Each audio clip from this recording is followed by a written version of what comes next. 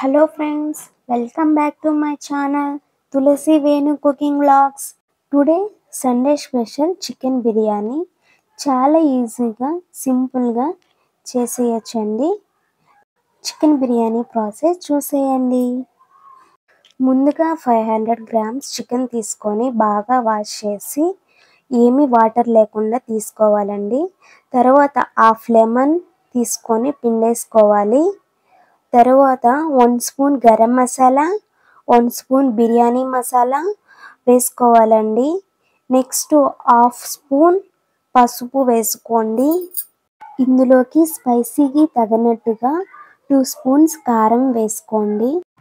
తరువాత 2 స్పూన్స్ ధనియాల పౌడర్ కూడా వేసేసుకోండి.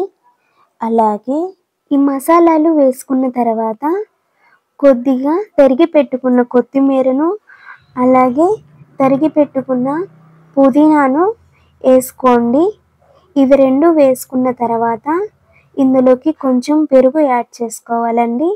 పెరుగుని 3 స్పూన్స్ దాకా వేసుకోండి. నెక్స్ట్ 1 స్పూన్ సాల్ట్ వేసేసుకొని ఈ మసాలాలంతా కూడా చికెన్కి పట్టించేలా 2 నిమిషాల పాటు మిక్స్ చేయండి.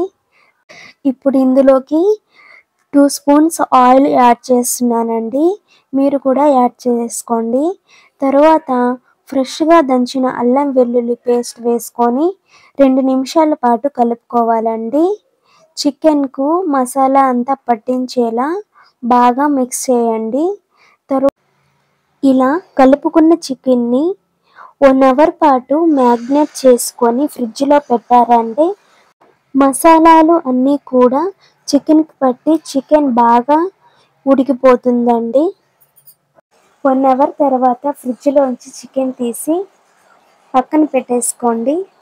తర్వాత చికెన్ బిర్యానీకి నేను బాస్మతి రైస్ని యూజ్ చేస్తున్నానండి. మీరు నార్మల్ రైస్ అయినా కానీ యూజ్ చేసుకోండి. ఇప్పుడు 2 గ్లాసెస్ రైస్ని తీసుకుంటున్నానండి నేను బాస్మతి రైస్ని. ఈ విధంగా రైస్ని తీసుకున్న తర్వాత 1 టైం లేదా 2 టైమ్స్ రైస్ని కూడా బాగా వాష్ చేసుకోవాలండి. ఇలా వాష్ చేయటం వల్ల రైస్ అంతా కూడా వైట్గా అనేది వచ్చేస్తుందండి. తరువాత నేను బిర్యానీ చేయడానికి రైస్ కుక్కర్ని అయితే తీసుకుంటున్నానండి. ఇప్పుడు 3 స్పూన్స్ దాకా ఆయిల్ వేసుకోండి. ఆయిల్ వేసుకున్న తర్వాత మసాలా దినుసులన్నీ కూడా వేసేసుకోండి. 1 బిర్యానీ ఆకు కూడా వేసుకోండి. ఈ మసాలా దినుసులు ఫ్రై అయ్యాక సన్నగా తరిగి పెట్టుకున్న ఆనియన్స్ని వేసుకోండి.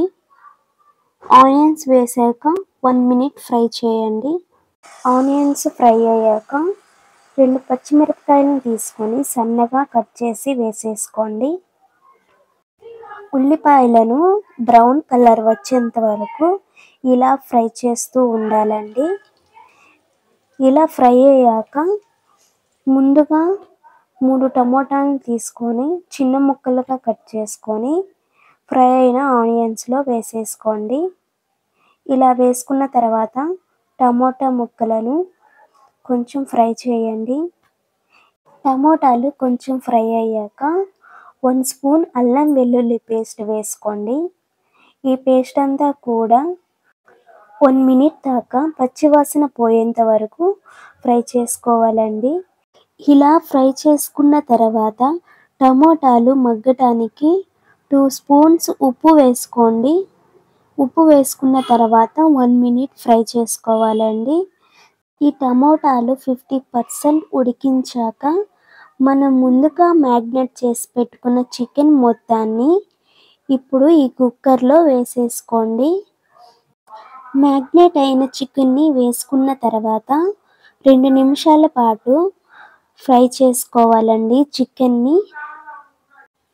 ఇక్కడ చూపిస్తున్న విధంగా 2 నిమిషాల పాటు ఫ్రై చేస్తూ ఉండాలండి. చికెన్కి వాటర్ వేయనవసరం లేదండి.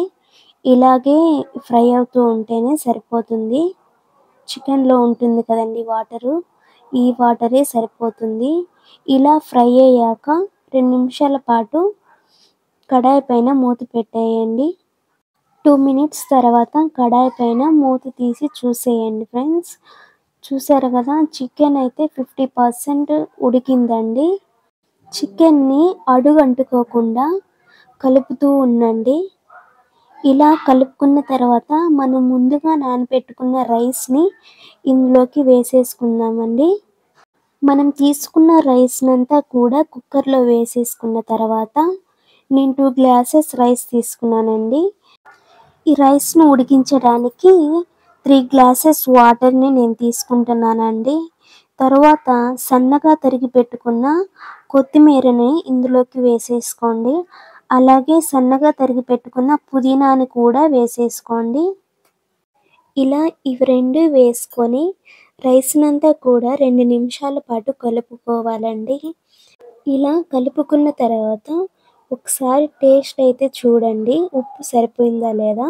సరిపోకపోతే కొంచెం ఉప్పుని కూడా యాడ్ చేసుకోండి. తర్వాత కుక్కర్ పైన మూత పెట్టేసి 10 నిమిషాల పాటు ఉడికించండి. ఇప్పుడు మూత తీసి చూసేయండి. అడుగునంటకుండా కూడా ఒకసారి చెక్ చేయండి ఫ్రెండ్స్. బిర్యానీని చాలా ఈజీగా తక్కువ టైంలోనే చేయొచ్చు ఫ్రెండ్స్. స్టవ్ ఆఫ్ చేసి 10 మినిట్స్ అలాగే ఉంచారంటే బిర్యానీ చాలా పొడి పొడిగా వస్తుందండి. సో మీరు కూడా తప్పకుండా ట్రై చేయండి ఫ్రెండ్స్.